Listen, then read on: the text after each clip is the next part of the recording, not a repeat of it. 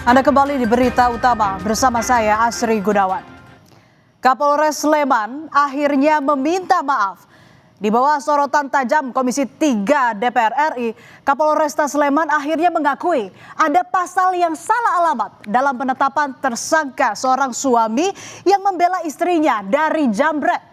Lalu apakah maaf sudah cukup untuk membayar trauma warga yang dikriminalisasi oleh sistem?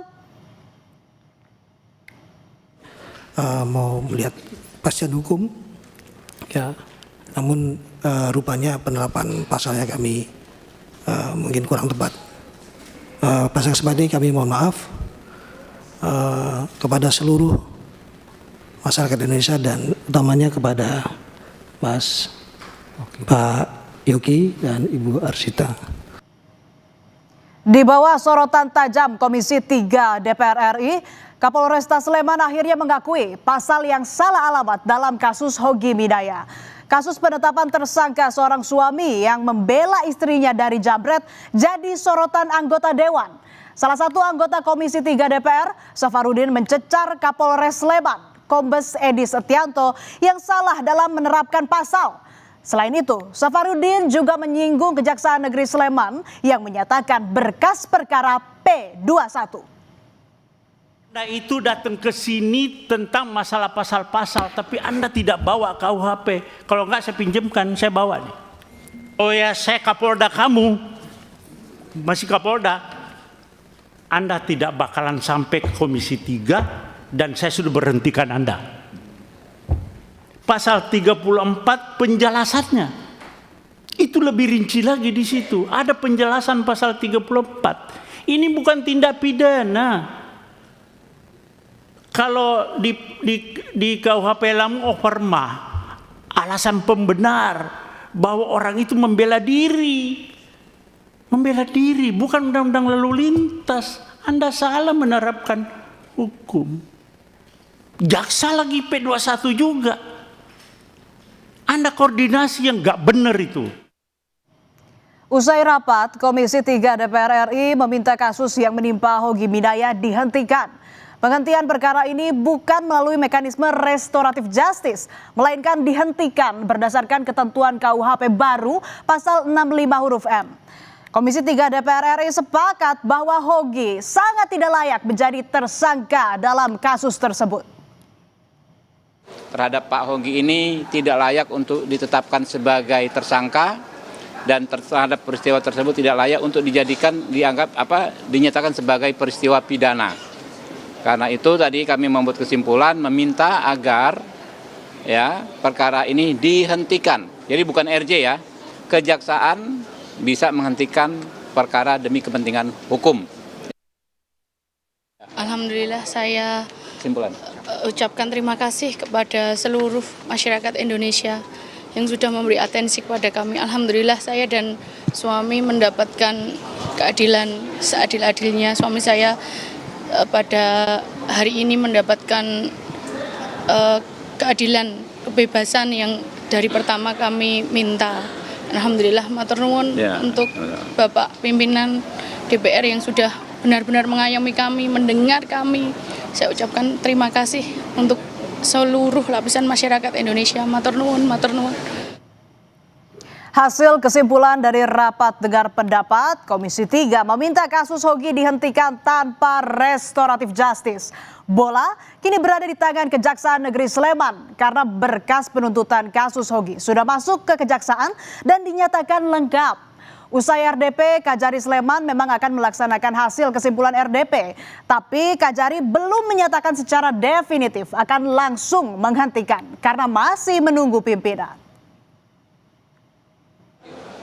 Intinya kami akan melaksanakan kesimpulan yang sudah disepakati bersama dalam kesempatan rapat siang ini tadi. Dan untuk mekanismenya kami akan segera menunggu petunjuk pimpinan. Kami akan segera melaporkan ini dan untuk mekanismenya nanti penghentiannya kita menunggu gitu secepatnya. Kejari sebelumnya sudah pernah melakukan mediasi antara Hogi dan keluarga Jambret. Dalam mediasi itu kedua pihak saling memaafkan dan sepakat untuk berdamai. Namun ada syarat damai yang belum dibicarakan.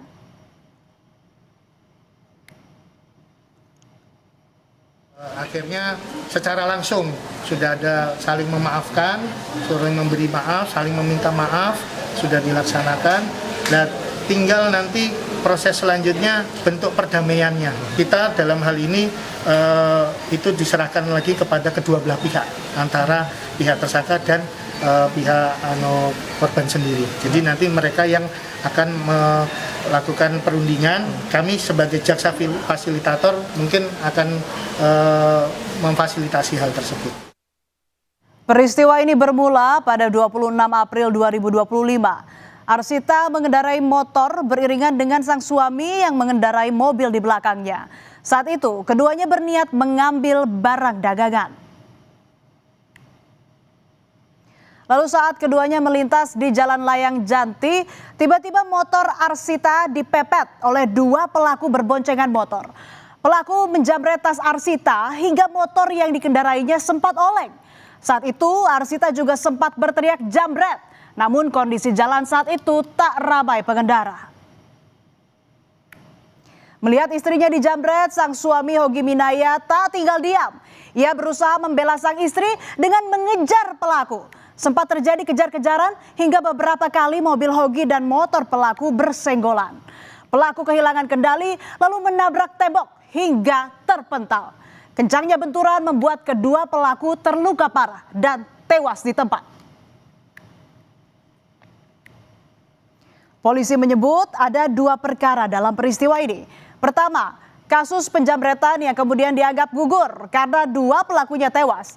Kedua, kasus kecelakaan lalu lintas yang menewaskan dua pelaku jambret. 2 atau 3 bulan setelah kejadian, Polresta Sleman menetapkan suami Arsita sebagai tersangka. Penyidik menilai suami Arsita lalai sehingga menyebabkan 2 nyawa hilang. Usai menjalani proses mediasi restoratif justice di Kejaksaan Negeri Sleman, gelang pelacak digital yang sebelumnya dipakai oleh tersangka Hogi Minaya langsung dilepas. Pihak Kejari Sleman menyebut penggunaan gelang pelacak digital karena tersangka dijadikan tahanan kota. Hogi mengaku lega setelah gelang di kakinya dilepas. Alhamdulillah dan melihat harga kita mas, dan hanya restorasi justice seperti ini mungkin kedepannya lebih ada lagi semua gitu. Dari sini artinya saat kejadian memang benar-benar nggak menyangka ya?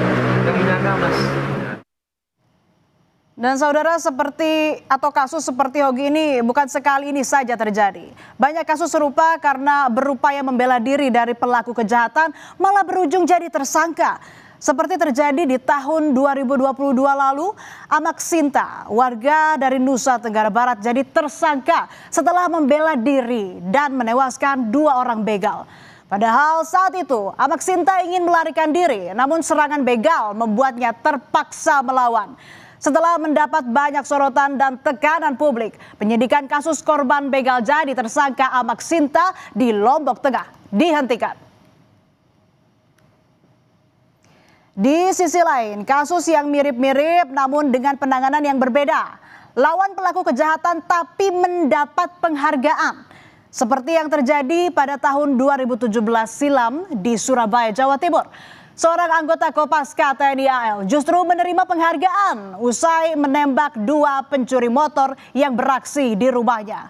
Selain itu, di tahun 2018, 2 pemuda di Bekasi justru mendapat penghargaan usai membela diri dari aksi begal. Meski pelaku begal tewas, namun polisi tidak menetapkan keduanya sebagai tersangka. Nah, ini jadi standar ganda dalam penegakan hukum. Jadi memicu skeptisme publik terhadap konsistensi Polri mengenai standar keadilan. Permintaan maaf tanpa perbaikan sistemik hanyalah retorika belaka.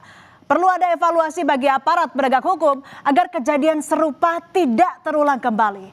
Jangan sampai ada warga yang tak berani membela diri karena takut dikriminalisasi.